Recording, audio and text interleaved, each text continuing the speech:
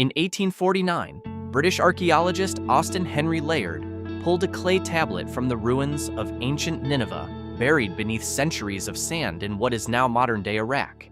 It was covered in wedge-shaped marks pressed into the clay with precision. Cuneiform, the language of the Sumerians, one of the oldest civilizations on Earth, dating back over 5,000 years. Layard shipped hundreds of these tablets back to the British Museum, where they sat in storage for decades. No one could read them. The language was dead. But when scholars finally cracked the cuneiform code in the late 1800s and began translating these ancient records, they found something that should have been impossible. One tablet in particular described the moon not as a natural satellite that formed alongside Earth, but as a manufactured object, an artificial construct brought to Earth's orbit by beings the Sumerians called the Anunnaki, which translates to those who from heaven to earth came. And it didn't stop there. The text went into detail about what was inside the moon: chambers arranged in specific configurations, machinery that regulated its position, a hollowed core designed for a purpose we're only beginning to understand. This wasn't mythology written to explain natural phenomena. This was a technical record, a blueprint, instructions written in stone 4,000 years ago by people who, according to mainstream history, barely understood how to farm. If you're interested in ancient mysteries and forbidden history, hit subscribe. I cover the archaeological discoveries mainstream academia doesn't want you digging into. The tablet? They don't translate the tablet in question is known among researchers as Enuma Anu Enlil, Tablet 63. It's part of a larger series, a collection of 70 tablets that comprise one of the oldest astronomical texts ever discovered.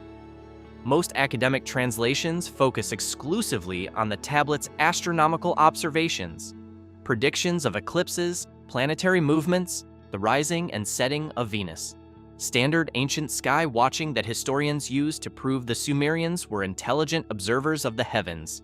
Nothing controversial there. But there's a section buried in the middle of Tablet 63 that gets glossed over in university translations. A passage that describes the moon's arrival in Earth's orbit not as a natural cosmic event, but as a deliberate act of placement. The text uses the Sumerian word, dib, which means to carry, to transport, to bring, not to observe, not to worship, to transport. The moon, according to this tablet, was brought here, moved into position. The Sumerians had a very specific word for natural celestial objects. Muel. It means star, a body that exists on its own. But when referring to the moon in this specific passage, they use the word kakab, which doesn't translate to star or celestial body. It translates closer to vessel or container, a functional object, not a passive one, something designed to hold or carry. Why would they use that word unless they understood the moon as something fundamentally different from the stars and planets they observed every night? The man who read it first. Zecharia Sitchin was the first modern researcher to popularize these translations in the 1970s with his book, The 12th Planet. His work was controversial from day one, immediately dismissed by mainstream scholars as fringe pseudoscience, the ramblings of someone trying to sell books by misinterpreting ancient texts. But here's what they don't tell you. Sitchin wasn't some random conspiracy theorist working out of his basement. He had a background in ancient Hebrew, Aramaic, and other Semitic languages. He studied at the London School of Economics and spent decades cross-referencing Sumerian, Akkadian, and Babylonian cuneiform texts housed in museums across the world. He didn't just read one tablet and make wild claims. He compared hundreds of them, looking for patterns, recurring themes, linguistic consistency. And what he found kept showing up again and again: the Anunnaki, beings who came from the sky and possessed technology the Sumerians described using the only vocabulary they had. Nibiru, a planetary body on a long elliptical orbit around the sun that brought these beings into the inner solar system every few thousand years. And the moon, described not as a cosmic accident, not as debris from a planetary collision, but as an engineered station deliberately placed in Earth's orbit for observation, resource extraction, and tidal regulation. The academic establishment rejected Sitchin's conclusions outright, But here's the problem. They never actually disproved his translations. They just ignored them, called them sensational, accused him of mistranslating. But when pressed to show exactly where his translations were wrong, they couldn't produce a line-by-line rebuttal. They just dismissed the entire premise as impossible and moved on. That's not scholarship, that's gatekeeping. What is inside the moon? So what exactly does the tablet say is inside the moon? The text describes a series of chambers arranged in a pattern the Sumerians called Ekur-gal, which literally translates to Great House of the Mountain. The Sumerian term means house, but not in the domestic sense. It refers to a structure, a constructed space, a building with specific functions. These weren't natural caverns formed by lava or impact craters. They were built, designed. One chamber was designated for the observation of the Earth's waters, a station positioned to monitor the oceans, lakes, and rivers below. Another chamber was described as the place of tidal regulation, a mechanism that somehow controlled the ebb and flow of the seas. Modern science tells us the moon's gravity is what causes tides on Earth, pulling the oceans back and forth in a rhythmic cycle. But the Sumerian text implies this wasn't a passive gravitational effect. It was an active process. Something inside the moon was managing it. A third section describes what translates to the engine of orbital maintenance, a system that kept the moon locked in its current position relative to Earth, preventing it from drifting away or spiraling closer. And here's where it gets genuinely unsettling. The text explicitly states that the moon's core was hollowed out. Not empty because of natural formation, not porous because of ancient volcanic activity. Excavated. The Sumerian word sig appears repeatedly in this section. It means to cut, to carve, to remove material, to hollow something out with purpose. Someone built this thing.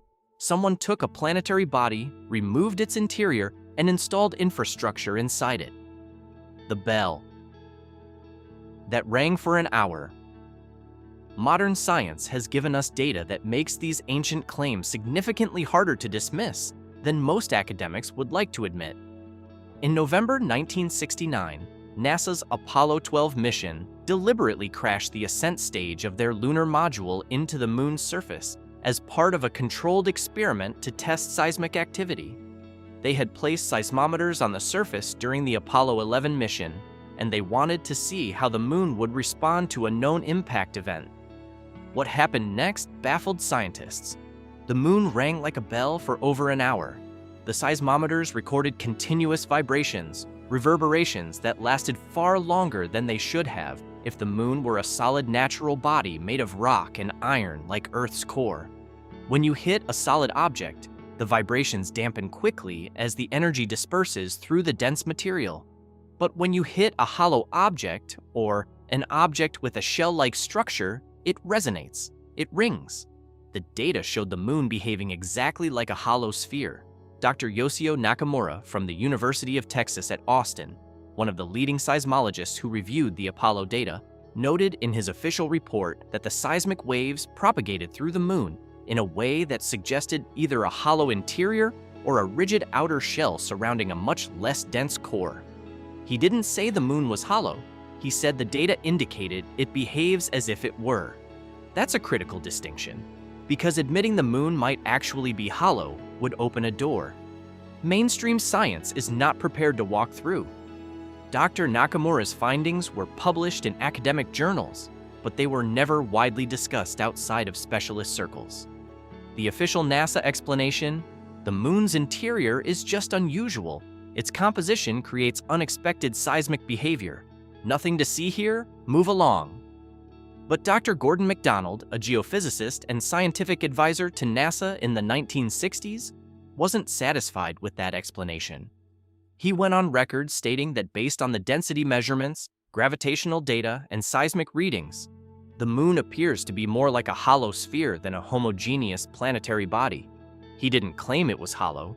He said it appears that way, and he couldn't explain why, using any natural formation model that existed at the time. NASA archived his findings. The data is still there, buried in technical reports most people will never read. but it exists. The metals that shouldn't be there. Then there's the moon's composition, which creates even more problems for the natural formation theory. In January 1971, Apollo 14 brought back rock samples from the Fra Mauro Highlands that contained something geologists weren't expecting. Processed metals, not raw ore, not natural mineral deposits. Processed metals, brass, an alloy of copper and zinc that requires smelting. Mica, a mineral used in electrical insulation. Titanium, one of the strongest and most heat-resistant metals known to science. And uranium-236, a radioactive isotope that absolutely does not occur in nature. Uranium-236 is a byproduct of nuclear fission. You only find it in spent nuclear fuel rods, in the aftermath of nuclear weapons testing, or inside active nuclear reactors. It is an artificial isotope created when uranium-235 absorbs a neutron during a fission reaction. There is no natural process on the moon or anywhere else in the solar system that creates uranium-236. So how did it get there? Dr. Harold Urey, a Nobel Prize-winning chemist who was part of the Manhattan Project and later became one of NASA's lead scientists analyzing lunar samples, examined these rocks personally. In a 1972 interview, he admitted he was completely baffled. He said the moon's composition was unlike anything we see in natural satellite formation anywhere in the solar system. The isotopic ratios didn't match Earth. The mineral content didn't match any known asteroid or comet. The presence of processed metals and radioactive isotopes that shouldn't exist in nature suggested, in his words, an origin that current models cannot adequately explain. He stopped just short of saying the moon was artificial, but he couldn't explain the data using conventional planetary science. NASA published his findings in technical journals, and then the subject quietly disappeared from public discussion. Dr. Urey never spoke about it again in interviews. When asked about the uranium-236 discovery in later years, he would deflect, saying more research was needed. But no follow-up research was ever conducted. The samples are still stored at NASA. The data is still there, but no one talks about it. The perfect orbit. And then there's the orbit itself, which presents perhaps the most compelling mathematical anomaly of all. The moon is the only major satellite in our entire solar system with a nearly perfect circular orbit around its parent planet. Every other moon we've observed wobbles, follows an elliptical path, experiences orbital decay, or shows signs of gravitational capture from a chaotic past. Jupiter's moons have wildly elliptical orbits. Saturn's moons tilt and precess. Mars's moons are slowly spiraling inward and will eventually crash into the planet. But Earth's moon, it maintains a nearly perfect circle, deviating less than 1% from true circularity. That level of precision is statistically improbable for a natural satellite. And it gets stranger. The moon is locked in synchronous rotation, meaning the exact same side always faces Earth. We never see the far side from the ground. Astronomers call this tidal locking. And while it can occur naturally over billions of years as gravitational forces gradually slow a moon's rotation, the precision with which Earth's moon achieved this lock is remarkable. It's not just tidally locked, it's perfectly tidally locked. No wobble, no vibration beyond the minimal amount caused by its slightly elliptical orbit. Dr. Erwin Shapiro from the Harvard-Smithsonian Center for Astrophysics ran the calculations in the 1980s, analyzing the probability of the moon naturally achieving this exact orbital configuration. His published findings stated that while tidal locking is possible through natural processes, the odds of it occurring with this degree of precision, combined with the near-perfect circular orbit, combined with the moon's size being exactly right to create total solar eclipses as seen from Earth, are extraordinarily low. Not impossible, but highly, highly unlikely. In his own words, the moon's orbital characteristics suggest a degree of fine-tuning that strains conventional formation models. He never said the moon was placed there intentionally, but he did say the math doesn't favor a random natural process. It looks engineered, as if something or someone positioned it there with deliberate intent and then maintained that position over time. the miners who came from the sky. The Sumerian tablet goes much further into the backstory. It describes the Anunnaki as beings who arrived on Earth approximately 450,000 years ago, give or take a few thousand years, depending on which translation you follow. Their homeworld, Nibiru, was described as a massive planetary body on a highly elliptical 3,600-year orbit around the Sun, spending most of its time in the outer reaches of the solar system before swinging back through the inner planets. They came to Earth not for conquest, not for colonization in the traditional sense, but for resources, specifically gold. Not because they valued it as currency or jewelry. Gold had a functional purpose. According to the texts, Nibiru's atmosphere was deteriorating, breaking down, losing its ability to retain heat. Their scientists had determined that suspending fine gold particles in the upper atmosphere could create a reflective layer, bouncing solar radiation back toward the surface and stabilizing the climate. It's not as far-fetched as it sounds. Modern geoengineering proposals have suggested using reflective particles in Earth's atmosphere to combat climate change. The Anunnaki needed gold in massive quantities, and Earth had it in abundance, so they established mining operations primarily in southern Africa, in regions that we now know contain some of the oldest and deepest gold mines on the planet. And here's where archaeology intersects with the Sumerian account in a way that's difficult to ignore. In South Africa, in places like the Witwatersrand Basin and Mpumalanga province, there are ancient mining sites that date back over 100,000 years. Some estimates push that back to 200,000 years or more. These aren't small surface pits. These are deep shaft mines, extensive tunnel networks, engineered excavation systems. Mainstream archaeology says these mines were dug by early modern humans, but there's a problem with that timeline. 100,000 years ago, humans were barely using stone tools. We were hunter-gatherers. We didn't have metallurgy. We didn't have the engineering knowledge to dig vertical shafts hundreds of feet deep. And yet, these mines exist, and they are undeniably old. Who dug them? The Sumerians say it was the Anunnaki. And when the labor became too exhausting, when their own workers started rebelling against the brutal conditions, the Anunnaki genetically engineered a new species to do the work for them. A hybrid, part Anunnaki, part primitive hominid. The Sumerian term for this creation is Lulu, which means mixed worker. They called us the Adamu. The first humans, as we know them today, created not by natural evolution alone, but by deliberate genetic intervention. Why bring a moon, but back to the moon? Why would they bring it here? The tablet suggests the moon served multiple functions. First, as an observation post, a stationary platform to monitor Earth's surface, track mining operations, and regulate the planet's tidal systems. The Anunnaki understood that tides were essential for stabilizing Earth's climate and maintaining the conditions necessary for life. By placing the moon in a precise orbit, they could control those tides.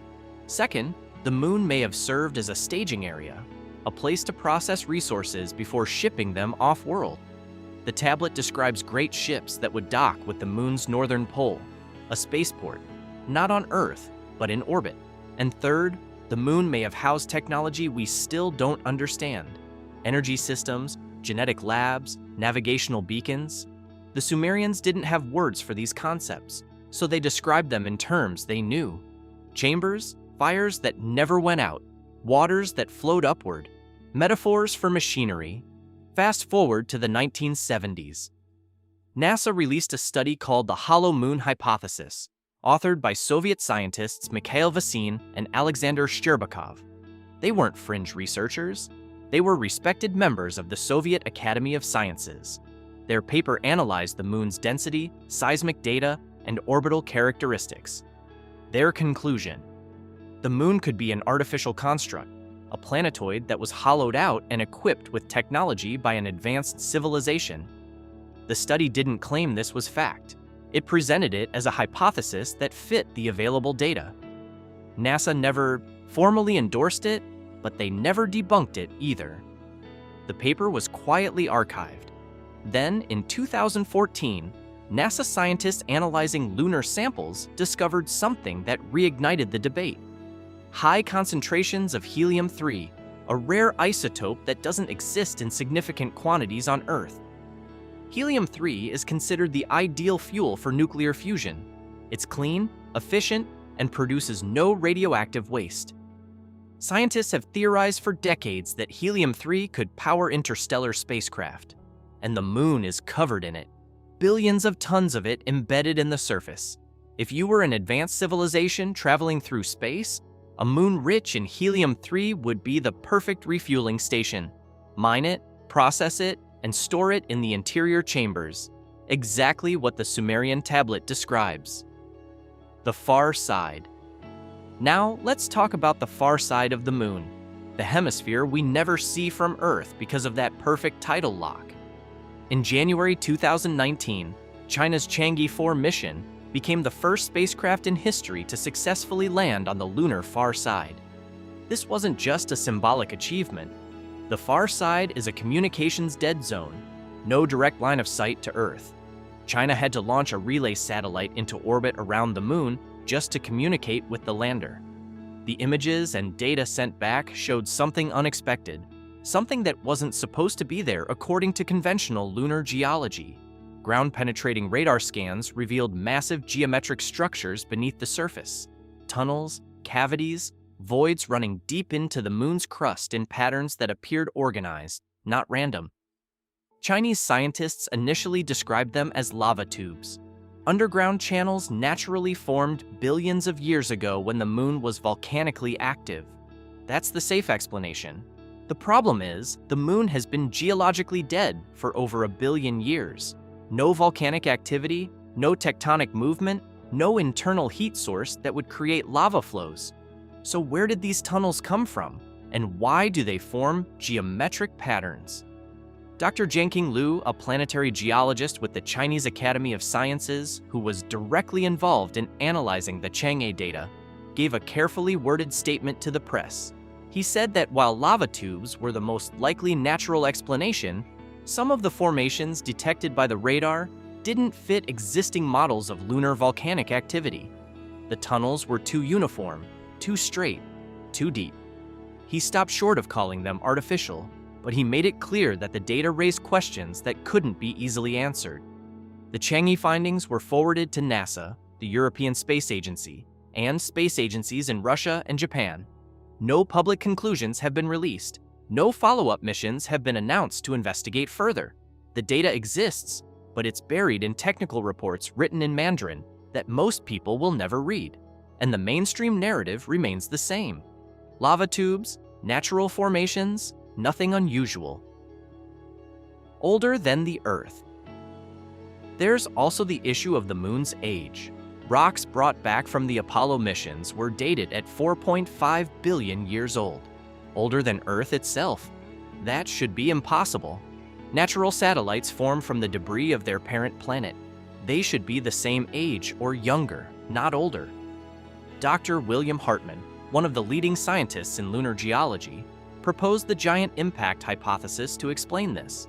He suggested that a Mars-sized object collided with Earth and the debris formed the moon. It's the mainstream explanation. But even Hartmann admitted the timeline doesn't add up.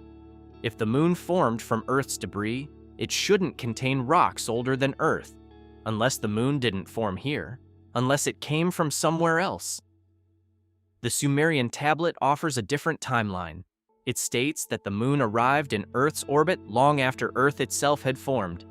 It was brought here as a fully formed object, already ancient, a relic from another part of the galaxy, positioned here for a purpose.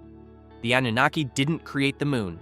They found it, repurposed it, and brought it to Earth. A mobile station, a cosmic tool, and when their mining operations ended, they left it here. Why? Maybe as a monitoring device, maybe as a gift, or maybe as a warning. The structures on the surface. In 1976, George Leonard, a NASA consultant, published a book called Somebody Else is on the Moon. He analyzed hundreds of NASA photos and found evidence of structures on the lunar surface. Towers, bridges, geometric patterns that couldn't be explained by natural geology. NASA dismissed his findings as shadows and optical illusions. But Leonard wasn't the only one. In 2007, Japanese astronomer Yoichi Shigaraki re-examined the same photos using modern imaging software. He found the same structures and more. He identified what appeared to be mining equipment near the moon's south pole, rusted, ancient, non-functional. When asked about it in an interview, Shigaraki said the structures were real, but their origin was unknown. He never claimed they were alien. He just said they shouldn't be there. The prophecy of return. The Sumerian tablet ends with a prophecy.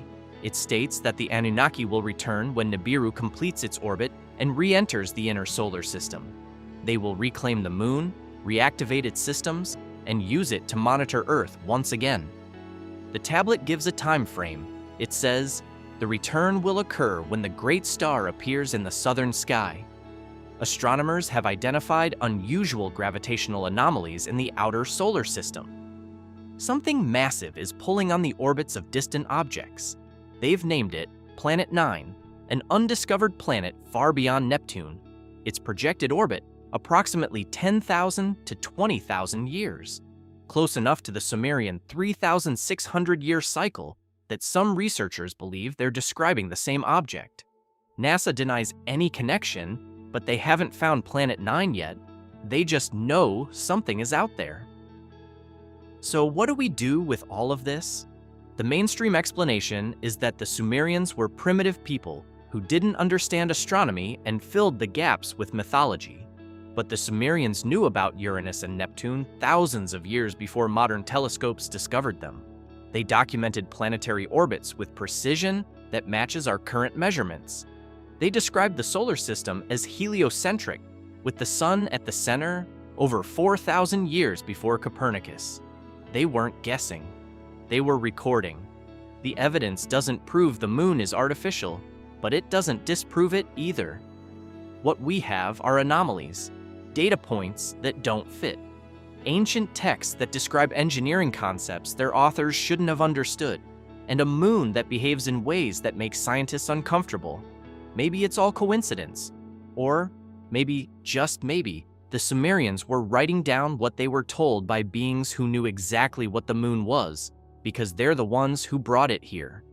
That's the story the tablet tells. Whether you believe it or not is up to you. But the clay doesn't lie, and the data keeps piling up.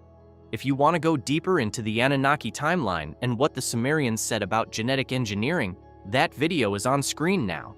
Click it, and if ancient forbidden history is your thing, subscribe. I'll see you in the next one.